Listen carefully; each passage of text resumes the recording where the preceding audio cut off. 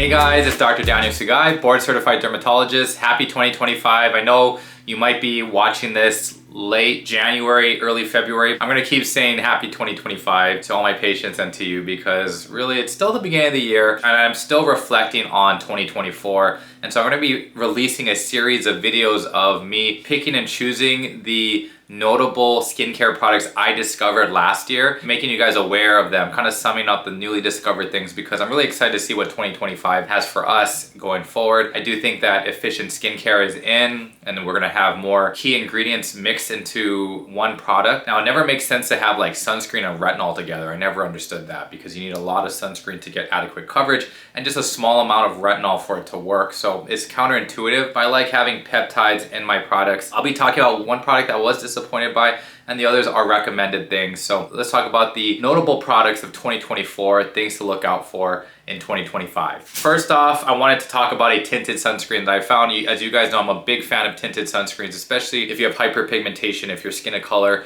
and you have hyperpigmentation or melasma. The foundation of treatment and prevention of further dark spots from appearing on the face is a good tinted sunscreen with iron oxides in it. You want to look at the ingredient list and make sure there's iron oxides to filter out blue light or visible light that we get from the UV radiation. Sunlight will emit a good amount of visible light. Up to 50% of the rays that are coming down to the Earth's surface is actually composed of visible light. So that light spectrum we want to block as much as possible because that can cause free radical damage and worsen dark spots. So Avene came out with a new tinted sunscreen. They tried to improve their previous one, which I've talked about on the channel. It ruined my Spam Musubi white t-shirt in Hawaii. It was the Avene SPF 50 Plus Solaire UV, and it was like a muddy, dark tint that was so bad. It made my face look like I had dirt smeared into my face, and then just having my face touch my shirt once, it permanently stained my white shirts, including my favorite Spam Musubi shirt that was brand new in Hawaii when I went there. I actually made some videos about it saying that this was a bad tinted sunscreen. The reviews were horrible online, and so they try to reinvent their tinted sunscreen game with this mineral multi-defense fluid SPF 50 plus, and they also specify is blue light blocking. This has been improved, but I wanted to specifically bring this product because the other products I'll be talking about in this video I won't physically have because I'm in clinic, but I wanted to bring this to your attention. It's like an orangey brown tint. Okay, they've ditched that brown look, that dark brown tone that didn't match a lot of people's skin tone and it was really thick. This one I'd say is a little bit more lightweight, but it has an orange tint to it, which I know a lot of my patients don't like, including my skin of color patients. They don't want an orange tint or finish to their tinted sunscreen. So I just put a small amount on, but I can already see there's a little orange hue there. I'd say Avene needs to keep refining this. It is going in the right direction. It's a little better, but no one wants to put orange on their face. So moving on to things that I would say keep an eye out for, or things that I am excited about. The next would be Roche-Posay's Mela B3 serum that contains a new innovative ingredient called Melasyl. So before Melasyl came out, the only ingredients we had to fight hyperpigmentation would be hydroquinone, vitamin C, tretinoin, kojic acid, niacinamide, tranexamic acid. Those things work on tyrosinase, and the tyrosinase enzyme makes melanin or pigment. Now, what L'Oreal and La Roche-Posay did is that they found an ingredient, and they have studies backing it up, is that it will prevent the byproducts from binding together to create melanin. So instead of going after the enzyme tyrosinase, it goes after the byproducts or the building blocks. So pretty cool, new innovative way to go at it. So far, my patients and myself may have seen some improvement, but not dramatic. But I say that hydroquinone's prescription only, you can only use that like 2 months at a time, because if you use it too much, too long, you can get paradoxical darkening. You get a bluish gray hue to your dark spots, so-called an ochronosis-like reaction. And so you definitely need to take breaks from your hydroquinone. But when you're on your breaks from hydroquinone, what can you do besides retinol or tretinoin? There's vitamin C that you would continue doing, like when you're on your hydroquinone, you do vitamin C serum, so continue that. And then also you can throw in things like Centase cysteamine mask, or even the Mela B3 you can do as well, just to help supplement.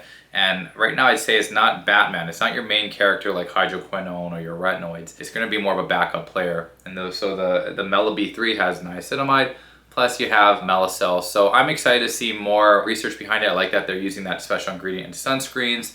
So stay tuned on that ingredient. Something that I say is not like I'm totally jumping on saying I'm going to give all my patients, but I'm giving them samples to try out as a supplement because they're already on the big players. In my clinic, in my practice, and prescribing them the big players, they can try the Mela B3 on the side. Okay, next, let's talk about Neutrogena's Retinol Pro Plus series. They have new serums that are with retinol and new creams. I've always talked about the Rapid Wrinkle Repair Regenerating Cream, fragrance-free, one with fragrance, been the competitor to Olay's Retinol 24. And now they've reinvented themselves to disclose their retinol, which I really appreciate. I love that Neutrogena, they're doing a good job reinventing themselves. I love that they have multiple tints available for my patients with different skin tones. So I give them a big thumbs up this past year for that. I've praised them online for doing that. I've told their reps, this is great. I love the direction of that because we can't just come up with one version of your tinted sunscreen and assume that all of my patients can enjoy using it. And so I like that they have different tones. Now they've reinvented the retinol game. Retinol is a vitamin A derivative that can come as a serum or a cream.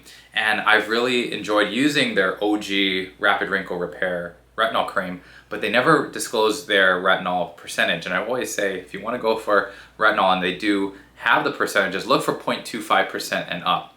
And that's different from tretinoin. People are like, oh, but tretinoin, it says 0.025 or 0.05. It's not apples to apples, right? It's apples to oranges. You cannot compare the percentages. They're totally different. Tretinoin, much more potent than retinol. You can't look at the percentages there. But for retinol itself, it's 0.25 and up. So Neutrogena came out with a night cream that's 0.3% fragrance-free in a jar. It's great stuff. Do a pea-sized amount at bedtime, and you can use it, every other night to every night as tolerated. In the beginning, maybe start off just 2 or 3 times in the first couple weeks and then increase to nightly if you can. Do not use any retinol product if you are pregnant. If you have other products with retinol or adapalene, tretinoin, don't layer it over this or with this because you just choose one retinoid for the day and that's all you need. If you use too much retinol or if you are doubling up and layering with other retinoids, you can get an irritant contact dermatitis. I've seen it before, red swollen face. Don't want to do that. And I see a lot of viewers online asking me if they can layer it with other retinoids, and it's always no, don't. Just choose one, okay? And it's pretty affordable, $40 for that jar. That will last you a long time. Vitamin A, we always like it, not just for hyperpigmentation, but for fine lines and wrinkles. It binds to nuclear receptors and increases collagen production. So it's amazing. It helps with pores, dark spots, and wrinkles. Okay, I wanted to end the video with one final product, my favorite product of 2024. My wife and I love this new peptide serum by SkinCeuticals. I left this for last because it is expensive. I understand skincare is not affordable anymore. They've jacked the prices up since 2020 when I started making the channel, and I've noticed prices have gone up. I want to kind of direct our hard-earned money towards products that I feel do help my patients, help myself, help my family members, my friends. I have to say that SkinCeuticals keeps coming up with great products. They've always done a good job with their SkinCeuticals CE Ferulic, their Floritin CF are great antioxidant serums that I love to use for dark spots. But now they've come out with a neuropeptide peptide serum called the PTOX serum. And I have patients on it, I use it, my wife uses it. It's a great way to not only increase collagen production, but it makes my fine lines and wrinkles on my forehead and around the eyes, they seem less apparent. And their whole technology is to mimic Botox. And so when you have dynamic wrinkles from movement expressions, you want to soften those with Botox, and this does help to some degree in decreasing the contraction. It might be placebo effect, but my wife, myself, my patients all feel like it does supplement Botox really well. Big question is, do you need to be on Botox for this to work? No, you can just go ahead and use it without the Botox and you can see benefits with it. I haven't used Botox in a long time actually, and just the PTOX, and I feel like it's really made me feel like I don't need Botox as readily, whereas Botox goes away in 3 months. It's been a long time since I've had Botox because of the PTOX, so it can help complement or even extend the efficacy of your Botox, but if you're not on it, it will mimic it too. So it's a really cool product. It's $158, $160 for a dropper bottle, but man, it lasts a while because I only do it every other day, and you can layer it thinnest to thickest. So your serums at night, I'll apply that, then my tretinoin cream or retinol, and then your moisturizer after that. If you do it in the morning, apply that after your vitamin C serum. So it's going to be cleanse your face, vitamin C serum, that's more of a labile ingredient. Ascorbic acid is very labile and unstable. So you'd apply that first onto your skin, let it set, and then apply your peptide serum like the PTX, followed by your moisturizer with SPF.